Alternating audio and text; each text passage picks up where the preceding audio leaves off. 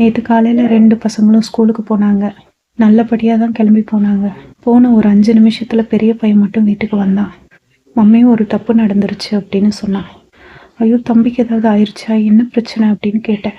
அவனுக்கு ஒன்றும் இல்லை, அவன் கிளாஸ் ரூமுக்கு போயிட்டான் அப்படின்னு சொன்னான். அப்போ உனக்கு என்ன பிரச்சனை, உனக்கு ஏதாவது உடம்புல பண்ணுதா அப்படின்னு கேட்டேன். அப்போ பயங்கரமாக அழுதான். நான் ஒரு தப்பு பண்ணிட்டேன் மம்மி, என்னை மன்னிச்சிருங்க அப்படின்னா. என்னன்னு சொல்கிற அப்படின்னு. இன்னைக்கு கெமிஸ்ட்ரி எக்ஸாம். நான் ஃபிசிக்ஸை படிச்சுட்டு போயிட்டேன் மம்மி, நான் என்ன பண்ணுறதுன்னே தெரியல அப்படின்னு சொல்லி அழுதான். அவன் இப்படி அழுத நான் பார்த்ததே இல்லைங்க. அதனால் அவனை இறுக்கி கட்டி பிடிச்சிக்கிட்டேங்க.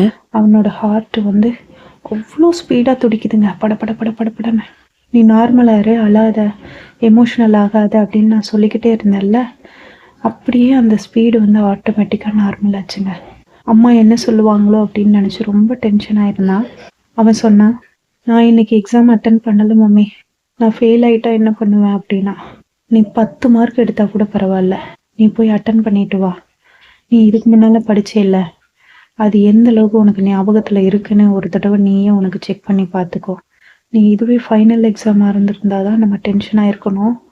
லீவ் போட்ட கணக்கு கொண்டு வராத, அது ரொம்ப மைனஸ் ஆகும். நீ போ கிளாஸ்க்கு. இப்போ ஹாஃப்லி வரைக்கும் நீ படிச்சிருப்பேல்ல, அதில் உனக்கு என்னெல்லாம் ஞாபகம் இருக்கோ அதெல்லாம் எழுதிட்டு வா அப்படின்னு சொன்னேன். அப்புறமா ஸ்கூலுக்கு போயிட்டான். சொன்னான், எல்லா கொஷினும் ரொம்ப ஈஸியாக இருந்தது மம்மி, நான் நல்லா ரிவிஷன் பண்ணியிருந்தேன்னா நான் இதில் நல்ல மார்க் எடுத்திருப்பேன், எனக்கு ரொம்ப கஷ்டமாக இருக்குது அப்படின்னா. கெமிஸ்ட்ரி எக்ஸாம்னு யோசிக்காமல் ஃபிசிக்ஸை விழுந்து விழுந்து படிச்சுட்டு இருந்தாங்க. எந்த அளவுக்கு இந்த வீட்டில் அவனுக்கு ஸ்ட்ரெஸ்ஸாக இருக்குன்றது தெரிஞ்சுது. இந்த ஸ்ட்ரெஸ்ஸு தான் அவனை யோசிக்க விடாமல் பண்ணிருச்சு. அவனுக்கு தெளிவான ஒரு சிந்தனை இல்லாமல் போனதுக்கு காரணம் கண்டிப்பாக இந்த வீட்டோட சூழ்நிலை தான் எனக்கு நல்லாவே தெரியுது. என்னாலேயும் நிறைய கஷ்டப்படுறாங்க, சமைக்கிறது, எனக்கு ஹெல்ப் பண்ணுறது, அந்த மாதிரி.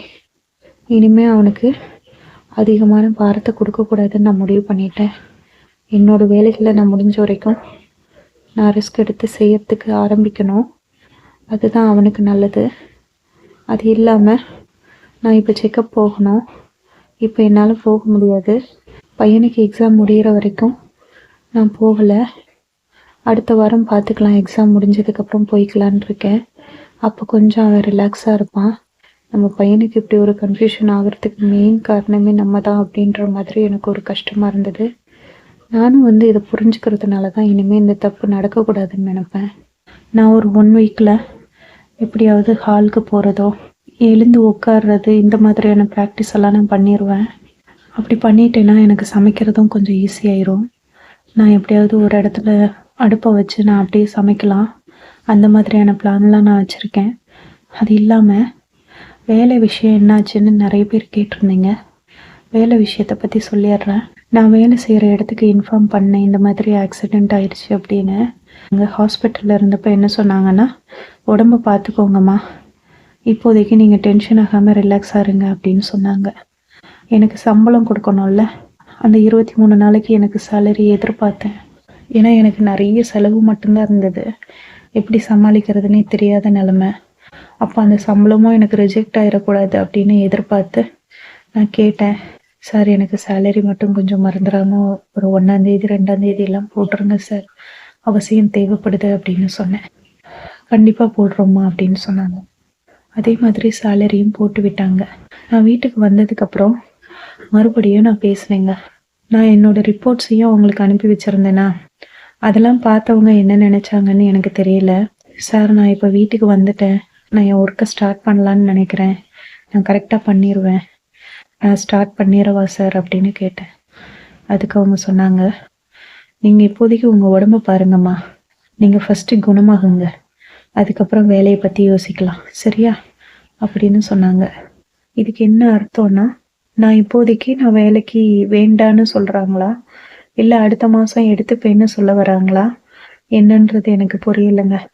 ஆனால் இந்த வேலை எனக்கு கிடைக்காம போச்சுன்னா எனக்கு ரொம்ப கஷ்டமாக இருக்கும். நான் வீட்டில் இருந்தே வேலை பார்த்துக்கலான்னு நினச்சேன். என் கஷ்டத்தோட கஷ்டமா இந்த விஷயமும் சேர்ந்து என் மனசை ரொம்ப காயப்படுத்துச்சு. என்னால் தாங்கிக்கவே முடியலைங்க. இந்த மனசு ஃபுல்லாக அவ்வளோ பிரச்சனைங்க. எந்த பிரச்சனையை எப்படி சமாளிக்கிறதுனே தெரில. ஒரே ஆளாக எல்லா விஷயத்தையும் நான் சரி பண்ணணும் அப்படின்னா எப்படி பண்ணுறதுன்னு புரியலைங்க. நான் ஆக்டிவாக மூமெண்ட் கொடுத்தாதான் நான் நல்லாயிட்டேன் அப்படின்னு சொல்லி அவங்க கிட்ட வேலை கேட்க முடியும். அதுக்கான முயற்சிகளை நான் எடுத்துக்கிட்டு தான் இருக்கேன். சடனாக எதுவும் மாற முடியல நான் நினச்சாலும். ஏன்னா நம்ம உடம்பு கண்டிஷன் அந்த மாதிரி இருக்கு. இந்த மாதம் நான் வேலைக்கே போகாமல் நான் எல்லாத்தையும் சமாளிக்கணும் அப்படின்றது ஒரு பெரிய கஷ்டமான விஷயந்தான். பசங்களோட மெடிக்கல் செலவு பார்க்கணும், எனக்கு மெடிக்கல் செலவு பார்க்கணும். வர மாதம் தொடங்கினா நான் வாடகை கொடுக்கணும், கரண்ட்டு பில்லு, அரிசி, கேஸுன்னு அப்படியே லிஸ்ட் போயிட்டே இருக்கும். இந்த செலவு கம்பல்சரி நம்ம பண்ண வேண்டிய ஒரு செலவு. அதனால எனக்கு எப்படி இருந்தாலும் ஒரு வேலை கண்டிப்பாக வேணும். நான் படுத்த படுக்கையில் இருந்தால் கூட நான் வேலை செய்ய வேண்டிய ஒரு இடத்துல தான் நான் இருக்கேன். எனக்கு அந்த வேலை எப்படியாவது வேணுன்றது தான் என் மைண்டில் இருக்கிறது. அதை அட்லீஸ்ட் நான் எழுந்து உட்காந்துட்டேன், நான் கொஞ்சம் மூவ் பண்ணுறேன் அப்படின்னு நான் காட்டிக்கிட்டேன்னா கண்டிப்பாக அவங்க எனக்கு வேலை கொடுப்பாங்கன்னு நான் நினைக்கிறேன். என்னால் முடியும்னு நினச்சா அவங்க வந்து செய்யுமா, ஓகே இப்போ அப்படின்னு சொல்லுவாங்கல்ல. நான் ரொம்ப வீக்காக இருக்கேன்றதுனால கூட அப்படி சொல்லியிருக்கலாம். திடீர்னு வீட்டில் கரண்ட் இல்லைங்க. எல்லார் வீட்லேயும் கரண்ட் இருக்கு, எங்கள் வீட்டில் மட்டும் இல்லை. வெயிட் பண்ணி பார்த்தோம், கரண்ட் வரவே இல்லை. ஒரு நாள் ஃபுல்லாச்சு. அடுத்த நாள் பார்க்குறப்போ கன்ஃபார்மாக இதில் ஏதோ பிரச்சனை இருக்குது அப்படின்றது தெரிஞ்சிருச்சு. அப்புறம் வேறு வழி இல்லாமல் எலக்ட்ரிஷியனுக்கு ஃபோன் பண்ணேன். அப்புறம் 2 பேர் வந்தாங்க, வந்து சர்வீஸ் பண்ணி கொடுத்தாங்க. இந்த பீஸை கையில் கழட்டி கொடுத்து, இங்கே பாருங்க எந்த அளவுக்கு கருகி போயிடுச்சுன்னு அப்படின்னு சொல்லி கையில் கொடுத்துட்டு போனாங்க. அப்புறம் ஒரு விஷயம், யாரோ ஒருத்தர் என்னை கமெண்ட்டில் கேட்டாங்க, ஒரு சேனல் பேரை சொல்லி, அந்த சேனலில் வர பொண்ணோட அக்காவா நீங்கள்? எனக்கு ரொம்ப நாளாக சந்தேகமாக இருக்குது அப்படின்னு கேட்டாங்க. நான் ஒரு தனி மனுஷி. என் வாழ்க்கையில் என்னோட ஹஸ்பண்ட், என்னோட 2 பசங்க மட்டும்தான். இந்த லைஃப்பில் வேறு யாருமே இல்லைங்க. இப்போது அந்த ஹஸ்பண்டும் இல்லைன்றப்போ என் 2 பிள்ளைங்க தான். என் பேர் மலர். நீங்கள் எப்படி அவங்களோட என்னை கம்பேர் பண்ணி பார்த்தீங்கன்னு எனக்கு புரியலைங்க. அவங்களோட பேச்சுக்கள் வேறு மாதிரி இருக்கும், என்னோட பேச்சுக்கள் வேறு மாதிரி இருக்கும், செய்கைகள் வேறு மாதிரி இருக்கும். இதெல்லாம் எப்படி நீங்கள் ஒரே மாதிரி இருக்குன்னு நீங்கள் முடிவு பண்ணீங்கன்னு எனக்கு புரியல. நீங்கள் நினைக்கிற மாதிரி அந்த பொண்ணுக்கு நான் அக்கா கிடையாதுங்க. என்னை பற்றி எவ்வளோ பேர் கவலைப்படுறீங்கல்ல, என் பசங்களை பற்றி எவ்வளோ பேர் கவலைப்படுறீங்க. நான் சீக்கிரமாக நான் எழுந்து உட்காந்து என்னோட சமையல் வீடியோவை நான் ஸ்டார்ட் பண்ணிடுவேங்க. ஒரு யூடியூப்பை நான் ரன் பண்ணுறதும் ரொம்ப அவசியம். இந்த வீடியோவை என்னால் பேச முடியல. நான் எப்படியெல்லாம் புரண்டு படுக்கிறேன்னு பார்க்குறீங்கல்ல. ஏன்னா எனக்கு ஒரே பொசிஷனில் ரொம்ப நேரம் உட்கார முடியல, நிறைய அழுத்தங்க, ஒன்றும் பண்ண முடியல. நான் இப்படி விடிஞ்சு இப்படி மூச்சு விடுறதுக்குள்ளே அடுத்த ஒரு பிரச்சனை எனக்கு ஸ்டார்ட் ஆகுதே. அதையுமே நான் தானே சரி பண்ணணும். பெரிய பையனுக்கு டைமே இல்லைங்க, அதோட தான் வீட்டு வேலையும் செஞ்சிட்ருக்கானா. இந்த டைமில் அவனோட சைக்கிளை ஃப்ரண்ட் வீலை ஒரு நாய் பயங்கரமாக கடிச்சு குதறிடுச்சுங்க.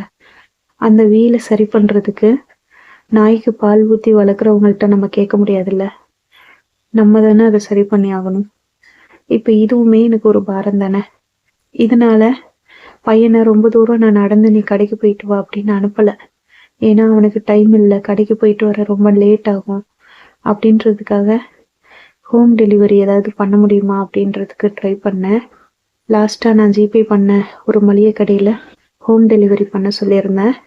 இன்னைக்கு ஹோம் டெலிவரி பண்ணியிருந்தாங்க. வீட்டு மளிகை ஜாமான் வாங்கியிருக்கேங்க. ஏன்னா எதுவுமே இல்லை, எல்லாமே ட்ரை ஆயிடுச்சா, ரொம்ப அப்படியே வறண்டு ஒன்றுமே இல்லை. இந்த பக்கம் காய்கறி இல்லை, இந்த பக்கம் பழம் இல்லை, அந்த பக்கம் மளிகை ஜாமான் இல்லை. அந்த மாதிரி எம்டியாக இருந்தது வீடே. என்ன சமைக்கிறதுன்றதுக்கு ஒன்றுமே இருக்காது ஃப்ரிட்ஜில்.